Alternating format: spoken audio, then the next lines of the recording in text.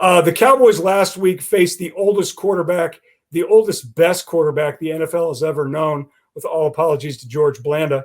Now they're going to face one of the best young quarterbacks in Justin Herbert out of the University of Oregon, who last season as a rookie with the Chargers absolutely ripped it up.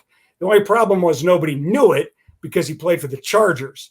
Now it looks like that might be the hot team in LA, although the Rams look pretty good on Sunday night with Matt Stafford. Yeah, I know. I was kind of impressed by them, although the Bears did everything they could to give him that game. But Justin Herbert's no dud. You know, Tom Brady's Tom Brady. Justin Herbert's one of those guys that I think as a young player scares the living crud out of a lot of NFL defenses. Do you think he scares the Cowboys? I think he does. No, they aren't going to say Herbert, you're right. He's one of the best young quarterbacks in the game, and he can throw that thing. Okay, he can throw that thing 100 miles. I mean, so you can't. So Anthony Brown, you can't get too deep. Okay, they're going to throw that thing. You got to go and keep running because he can throw it 70 yards. I mean, if this guy can throw, and he also can run and make plays with his feet. Certainly, this is an issue that is a huge concern for the Cowboys going into this game, especially since right now it looks like they will be playing without one of their best pass rushers in Randy Gregory, who is tested positive for COVID this week. You know, the Cowboys are holding out hope. He's vaccinated. He's showing minimal signs of that he has COVID. So they're symptoms is what I'm trying to say. So they're hoping he can get 2 positive tests and be back on the field by Sunday.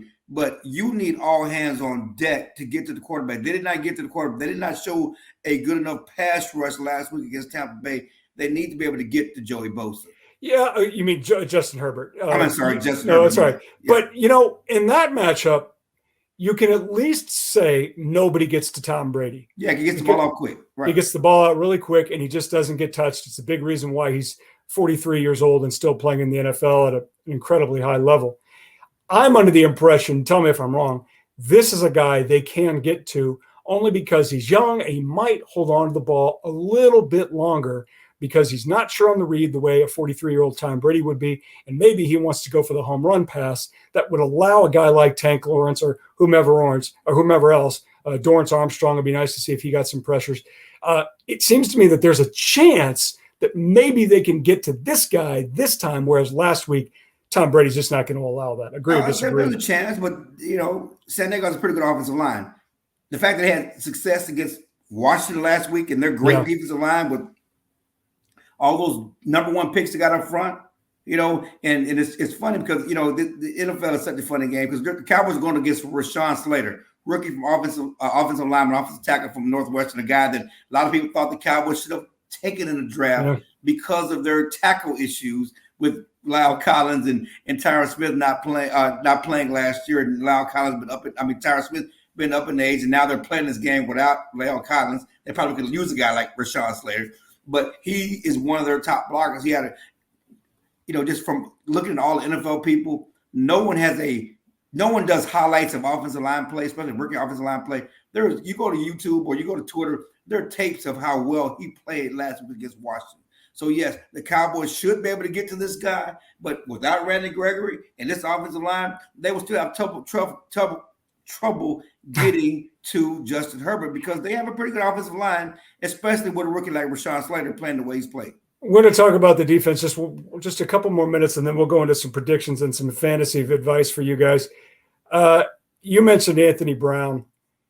I know you weren't crazy about him coming into this season as your starter. They started him. They had to say what they, in terms of the staff, like, oh, we think he did a good job. Clarence, I thought he was brutal. Is there any way? Are they going to have? Did they have any choice? Are they just going to have to marry this guy, or is he going to just play his way out of a job and they're going to give it to one of these rookies that they don't want to give it to just yet? Well, I mean, they drafted Kelvin Joseph to start. He was a second-round pick out of Kentucky. Boss Man Fat, noted rapper, okay, from University of Kentucky, LSU. He did not have a good training camp. He was terrible. He was not as good as Wright. Another rookie draft pick from Oregon State. They wanted Joseph to win the job. He did not win the job, and he's injured, so he's on injury reserve. He's not playing for the first 2 weeks. So they had no choice but to stick with Brown because no one else took the job from him. They tried to give it to Kelvin Joseph. No one took the job. Talked to Dan Quinn the other day. They said they're not making any lineup change. They're not making any changes to the starting lineup. They're going with what they got. They've invested in these guys and they're going with what they got. So they will have to get a pass rush to help out Anthony Brown. Certainly, you need also better play from the safety. He said on the one play that he got beat badly by Antonio Brown on the deep ball, he was supposed to get safety help. The safety never came because someone fell down and the safety decided to help a guy underneath, then protect the end zone. I'm not sure the safety, that ball was put on, Tom Brady threw a dime. I don't know if he would have gone that way. The safety should have already been back there helping. Okay. He's not chasing. All right. He should have been back there. One other defensive question.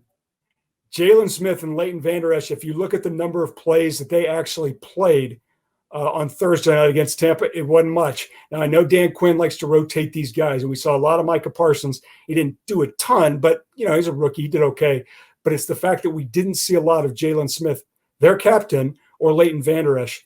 Is that a concern for you, or do you think that's just situational? It's situational. It's funny because we have these conversations just like the Cowboys with Zeke in the running game.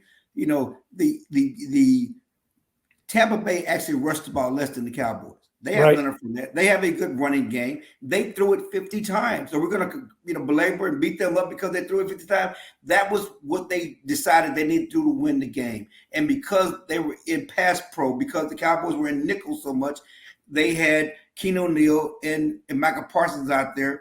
Jalen Smith and Leighton Vander Esch are their run stoppers.